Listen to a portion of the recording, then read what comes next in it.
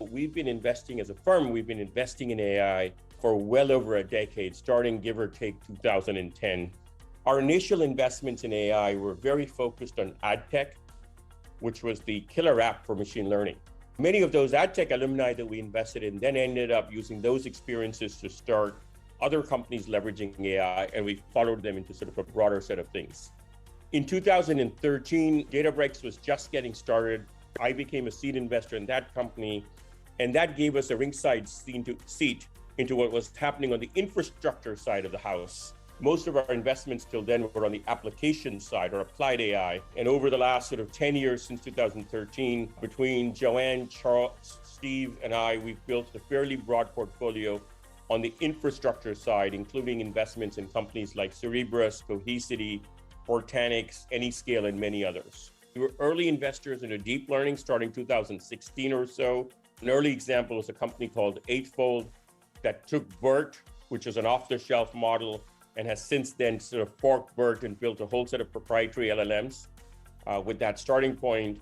And in the 2020 era, we started investing in companies like Jasper and Reggie that are building on top of OpenAI's models. So that's the spectrum of things you see on the slide. I know it's a busy slide, but hopefully it gives you a flavor of our history in AI. If you add it up, we have roughly 50 AI companies in our portfolio with a collective market cap of 22, 25 billion.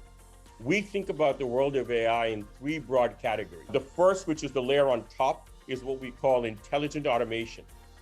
And it's the idea that AI will automate workflows, tasks, and decision-making.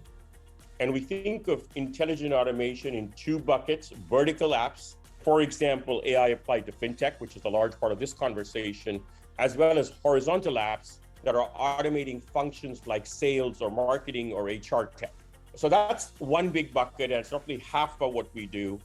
The other half is on the infrastructure side, and it breaks into data and machine learning infrastructure, which is the infrastructure you need to build AI applications. Many of you who are technologists are probably going to be users of companies in this category. And the third bucket, which is the second infrastructure bucket, is data security. And data security, as you can imagine, is really emerged as a big category, given that the fact that the growth of AI and data are interlinked. To aggregate data in new ways and make it available to new users within the organization who use the data that the organization has. But that in itself creates a whole new set of data security challenges. What we're also seeing is the bad guys have actually been early adopters of AI. And so there's been a lot of funding activity in startups that are using machine learning to respond to these new threat vectors that are getting created. And LLMs, which we're going to talk a lot about today, make all of these problems infinitely more complex. So that's hopefully an overview. Within our efforts, we're going to focus very narrowly today on large language models, but that's not to say that there isn't other stuff happening in AI. There's a lot of activity still in narrow AI, which I think about as sort of training models for specific tasks. There's newer approaches like large graph models, which is very relevant in financial services. Happy to talk about both of those at some other point. But the rest of today's conversation is going to be very focused on sort of LLMs and how do you incorporate LLMs into your application. So that's the topic for today. So as you think about LLMs and incorporating LLMs into your applications, there's really three key questions to consider. The first, and perhaps this is obvious, is what are the use cases? There's probably dozens of possible use cases for machine learning and LLMs specifically, even in a relatively early stage company. The onus is on you as founders to really prioritize them and assess whether generative AI or LLMs is the most effective tool. And you could imagine using them for internal use cases. You could imagine using them for customer or client-facing use cases as well. In our experience, LLMs most often get used when you are processing text, audio, or image, or some combination thereof. Very often in domains like customer support, text generation, or email or content generation for sales, or if you're trying to generate SQL code for analytics or more code more broadly. What we find is that you should avoid using LLMs in situations that are high stakes scenarios where the cost of errors is high. Why is that? Because by design, by definition, LLMs are not precise. They're also expensive. So wherever you have high volume decision-making scenarios or high volumes of inference, the cost of that inference will be high. And very often in those situations, you're better off using some sort of narrow AI. But again, these are generalizations. And so it's the onus is on you to really decide where are LLMs the most useful. Once you've made the decision that you want to go down that path for a particular use case, the second key decision then becomes, what kind of model do I use? There's a host of proprietary models. There's half a dozen different vendors of LLM APIs. Obviously, OpenAI is the most high profile. And there's now an equally large number of open source choices. And it's not binary. I think you really have to ask yourself, what is the sensitivity of the data that you have, and what is your desired level of control? If your competitive edge really hinges on proprietary data, or if AI is going to be your primary competitive advantage, odds are that you don't want to outsource to a third-party API vendor. And we'll talk more about that. That trade-off is an important trade-off, but again, keep in mind, it's not either or. Odds are you'll end up using both. Once you've selected the models you want to use, the third question is, how do you adapt the model and constantly iterate? Because you need to ensure that the model has the appropriate context to deliver the performance you're looking for, and that's a moving target. And so this step really is where I think most of the work is, because you have to really build a deep understanding of what your desired outcome is, and then recognize it's not a once and done event. It's a continuous iteration. And this is where you will spend most of your time around model adaptation.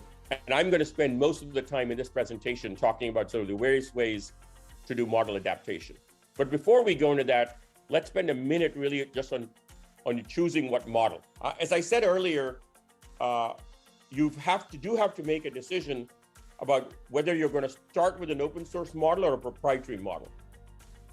Gross generalization, on an average, proprietary models, which is think of this as an API, whether it's from Google or OpenAI or Cohere or others, they tend to perform better today, especially if you're using GPT-4 versus GPT-3. At the same time, the performance improvement on open source models from players like Databricks, Cerebrus, Mosaic ML, or Stanford, the performance improvement in these open source models has been pretty dramatic, and the gap is starting to close very quickly. As you make that trade-off, I think the key thing to think about is proprietary models will provide you ease of use. You can get started in days. They provide you managed infrastructure, and the infrastructure, even for inference, in the case of LLMs, is quite complex. As a result, it's a very quick time to market. On the flip side, proprietary models have a consumption-based cost structure. And so in many tasks, a proprietary model can be 10 times more expensive than open source alternative. And you also run into latency and reliability issues, just given most of these vendors are themselves relatively new. The other thing to keep in mind is that while proprietary models do come in with some level of content filtering and content moderation capabilities, there are some real concerns about data compliance and security, especially if you have end customer data being involved. To set the context for this discussion around model adaptation, let's first get on the same page on sort of how do LLMs work in production. Let's understand what is the context window. So when you query an LLM, the context window represents the input. And as most of you know, that input has some constraints. There's a limited number of words or tokens you can input. There's a couple of things that come into play. The first is developer prompts, or what is also called prompt engineering. So first, just prompt engineering. Simply put, prompt engineering is the notion of modifying the query or adding context. It does three things. If user inputs are vague, the model will very often not generate meaningful responses. Secondly, if the input is vague or ambiguous, it leads to an additional latency and computational cost. And lastly, you probably all heard about hallucinations. And prompt engineering is the most common approach to try to limit or reduce the number of hallucinations in the model. If you want to implement context retrieval, there's really three key questions you have to answer from a technical standpoint.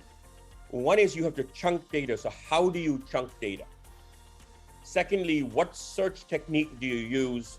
And thirdly, what database do you end up using? So why is this notion of chunking important? The thing is that context retrieval requires you to take very large unstructured documents and divide them into chunks. And these chunks, the decision around what's the chunk size is an iterative process. There's no predefined size, but how you chunk your data will end up significantly influencing the quality of the output you get. I mean, I have a portfolio company which ended up, and this is a very sophisticated ML team, they ended up spending 2 to 3 months just figuring out the right chunk size and figuring out how do they, do they chunk by speaker name, which is what they ended up doing, or do they chunk by some other attribute within the data set? So that's going to be one important decision for you. The other important decision is what search technique do you use? Almost everyone starts off with some form of similarity search, and while that's necessary, that's typically insufficient. What we're finding in our portfolio, on the enterprise side at least, is that for most use cases that are generic in nature, you don't want to start with fine-tuning. You can get gains with fine-tuning, and there are many scenarios where you do get very significant gains. It's typically the last resort and not the place you start. Fine-tuning tends to work well when you're trying to get a certain style, or you have a very, very narrowly defined task, or you have some specialized skills, or the reasoning is very complex.